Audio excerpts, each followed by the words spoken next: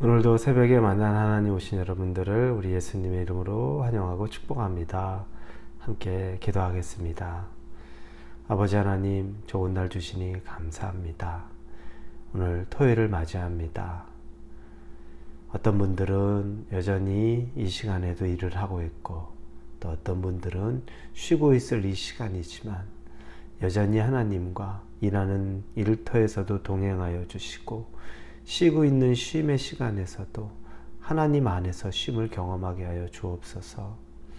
하나님을 통하여 우리가 하나님 안에서 기쁨을 얻기 원합니다. 쉬어도 쉬는 것 같지 않은 부담스러운 삶이 아니라 예수 안에서 우리가 누릴 수 있는 그 쉼과 평안이 있기를 원합니다. 말씀 주실 텐데 말씀 안에서 하나님 발견하게 하여 주시고, 말씀이 능력이 됨을 경험케 하여 주옵소서. 예수님의 이름으로 기도합니다. 아멘. 우리에게 주시는 말씀은 창세기 22장입니다. 22장 6절부터 14절까지의 말씀을 함께 보도록 하겠습니다. 22장 6절부터 14절입니다. 우리 같이 6절부터 읽겠습니다. 아브라함이 이에 번제나무를 가져다가 그의 아들 이삭에게 지우고 자기는 불과 칼을 손에 들고 두 사람이 동행하더니, 이삭이 그 아버지 아브라함에게 말하여 이르되 내 아버지여 하니, 그가 이르되 내 아들아 내가 여기 있노라. 이삭이 이르되 불과 나무는 있거니와 번제할 어린 양은 어디 있나이까. 아브라함이 이르되 내 아들아 번제할 어린 양은 하나님이 자기를 위하여 친히 준비하시리라 하고 두 사람이 함께 나아가서 하나님이 그에게 일러주신 곳에 이른지라.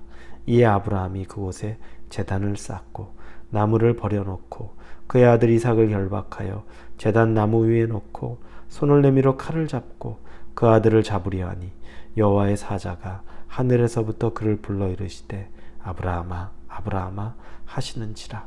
아브라함이 이르되 내가 여기 있나이다 하매, 사자가 이르시되 그 아이에게 내 손을 대지 말라. 그에게 아무 일도 하지 말라. 내가 내 독자까지도 내게 아끼지 아니하였으니 내가 이제야 내가 하나님을 경외하는 줄을 아노라.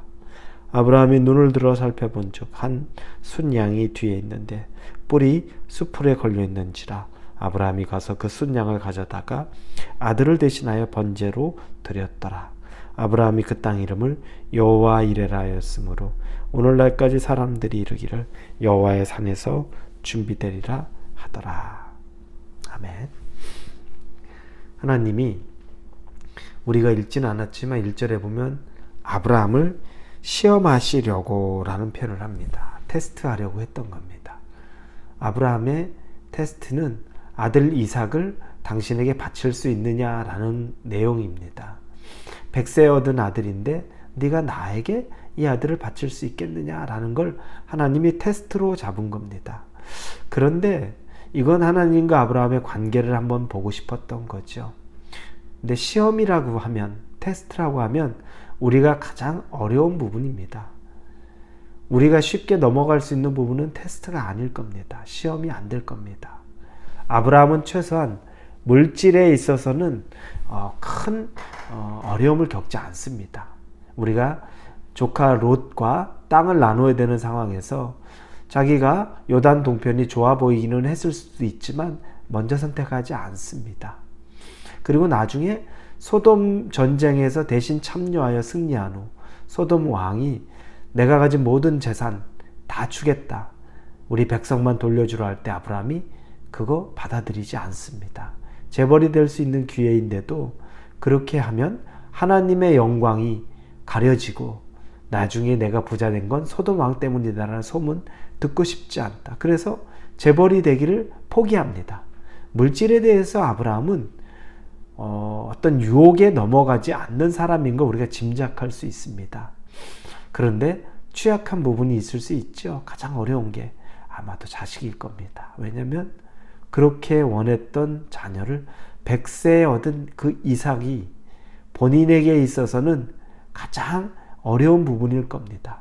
우리 사람마다 다 있습니다. 어떤 사람은 돈이 가장 유혹이 됩니다. 어떤 사람은 자녀의 문제가 가장 유혹이 됩니다. 그래서 자녀 때문에 모든 초집중을 거기에 하고 삽니다. 그리고 어떤 사람은 개인의 성공에 대해서 집착을 합니다. 성공에 대해서는 늘 시험을 이기기가 어려운 거죠. 이와 같은 테스트가 우리에게 있습니다. 아브라함의 테스트는 아들, 100세 얻은 아들 이삭이 되는 거죠. 그런데 아브라함은 이 테스트를 잘 통과합니다. 오늘 본문에 보니까 나중에 하나님께서 12절에 그 아이에게 내 손을 대지 말라. 그에게 아무 일도 하지 말라. 내가 내 아들 독자까지도 내게 아끼지 아니하였으니 내가 이제야 내가 하나님을 경외하는 줄을 아노라. 아브라함은 즉시 순종했죠. 그 아들을 모리아산으로 가서 바치라고 얘기할 때 다음날 아침 일찍 갑니다. 즉시 순종합니다. 그리고 심지어 그 아들을 번제로 드릴 그 아들을 뗄감을 이삭이 지어서 가게, 짊어지고 가게 만듭니다. 참 치독스럽죠. 아들에게 자기 재물이 자기가 돼야 되는데 거기에 대한 나무 뗄감까지도 네가 들고 가게 만드는 겁니다.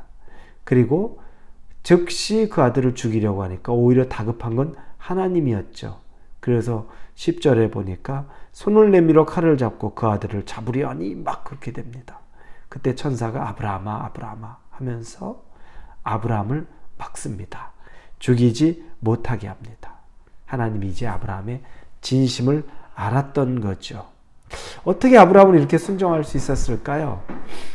본문에 보면 이삭을 표현하면서 계속 아들이라고 말하는데 창세기 22장 2절, 12절, 16절에 보면 독자, 외아들 이런 표현을 합니다. 하나밖에 없는 아들이라는 걸 성경에서 계속 강조합니다. 즉 아브라함에게 있어서 이 이삭은 보통이 아닙니다. 정말 중요한 것입니다. 누구하고도 바꿀 수 없는 존재라는 겁니다. 이걸 알고 있는데 그럼에도 불구하고 아브라함이 이 이삭에 대해서 그냥 하나님에게 드렸던 겁니다. 어떻게 이렇게 할 수 있었을까요? 첫째는 이삭은 자신의 능력으로 가진 아들이 아니라는 걸 본인이 이제 경험했던 겁니다. 선물, 하나님의 온전한 은혜와 선물이라는 걸 압니다. 자기가 노력해서 자기의 힘으로 가질 수 있는 것이 아니라는 존재를 아는 겁니다. 그래서 아브라함은 이삭을 얻고 나서 믿음이 성장했던 거죠. 이삭을 처음에 약속했을 때 피식피식 웃었잖아요. 속으로 웃었죠. 비웃었죠, 하나님을. 말이 됩니까? 그런데 진짜 이삭이 태어나고 나니까 그 비웃었던 자신이 이제 또 성장한 겁니다. 하나님은 능치 못하실 분이 없는 분이구나 라는 걸 깨닫게 되는 겁니다. 그래서 그는 그 아들을 다시 하나님에게 돌려줄 수 있을 만큼 믿음이 성장했습니다. 그리고 둘째는 이삭이 설령 죽어도 다시 살아날 것을 믿었던 겁니다. 이건 히브리서에 나옵니다. 11장 19절에 보면 그가 하나님이 능히 이삭을 죽은 자 가운데서 다시 살리실 줄로 생각한지라 비유컨대 그를 죽은 자 가운데서 도로 받은 것이니라. 아브라함은 이삭이 죽어도 다시 살아날 것을 믿은 겁니다. 하나님이라면 하실 수 있다고 믿은 겁니다. 그런데 그가 믿었던 것은 막연하게 하나님은 하실 수 있을 것이라는 게 아니라 그 믿음의 근원은 하나님 말씀을 근거로 합니다. 말씀, 네 태로, 너와 사라의 태로부터 난 자식 이삭을 통하여 민족을 이루리라. 이 일이 이루어지려면 이삭이 죽으면 안 됩니다. 죽었어도 살아나야 됩니다. 이삭이라는 존재가 살아나야 되는 겁니다. 아브라함은 감정적으로 어떤 느낌에 의해서 하나님을 의지한 게 아니라 말씀의 근거에서 하나님을 의지하고 믿었던 겁니다. 그래서 그를 하나님에게 드릴 수도 있었던 겁니다. 그래서 창세기 21장 12절 보니까 하나님이 아브라함에 이르시되 내 아이나 내 여종으로 근심하지 말고 사라가 내게 이른 말을 다 들으라. 이삭에게서 나는 자라야 내 씨라 부를 것임이라. 이걸 믿은 거죠. 이제 아브라함의 순종의 능력은요, 영역은 엄청 넓어지기 시작한 겁니다. 우리는요, 우리가 살아가는 경험 하나하나가 때로는 실패 같지만 실패가 아닙니다. 우리는 그 안에서 여전히 자라나고 있는 겁니다. 여러분이 실패라고 생각해도 여러분은 여전히 그 안에서 또 성숙하고 자라나는 겁니다. 그러니 너무 낙심하지 마십시오. 믿음 없다고 너무 여러분 스스로를 그냥 짓누르지 마십시오. 우리는 그러면서도 자라고 있는 겁니다. 사실은 자라나는 것은 우리가 성공, 승승장구할 때만 자라나는 것이 아닙니다. 쓴 아픔을 겪고 실패를 겪고 그 과정 속에서 우리가 자라날 수 있는 겁니다. 그리고 진짜 자라나게 된다는 겁니다. 아브라함은 처음부터 믿음이 좋은 사람은 아니었죠. 그러나 하나하나 이런 과정을 거치면서 그가 자라나고 성장하고 있었던 겁니다. 여러분에게도 순종의 영역이, 하나님을 아는 깊이의 영역이 더 넓어지기 바랍니다. 여러분의 실패의 경험을 통해 그것들이 더 넓어지기를 바랍니다.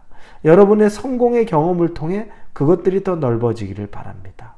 모든 인생의 경험이 여러분을 성장시키고 여러분을 성숙시키고 자라나게 한다는 것을 믿을 수 있기를 예수님 이름으로 축원합니다. 기도하겠습니다. 이삭을 드릴 수 있었던 것은 아브라함이 우연으로 느낌과 감정을 할 수 있었던 것이 아니라 이미 그는 이삭을 얻었던 순간부터 성장했고 이삭이 죽어도 반드시 살아날 것을 말씀 의지해서 믿었습니다. 그리고 하나님은 그 믿음을 보시고 이삭을 하나님이 받으셨지만 대신 이삭 대신 숫풀에 뿌리 껴있는 숫양을 준비해 주심으로 하나님이 여호와 이레라는 것을 보여주셨습니다. 우리의 삶이 그와 같은 삶을 누리게 하여 주옵소서. 예수님의 이름으로 기도합니다. 아멘.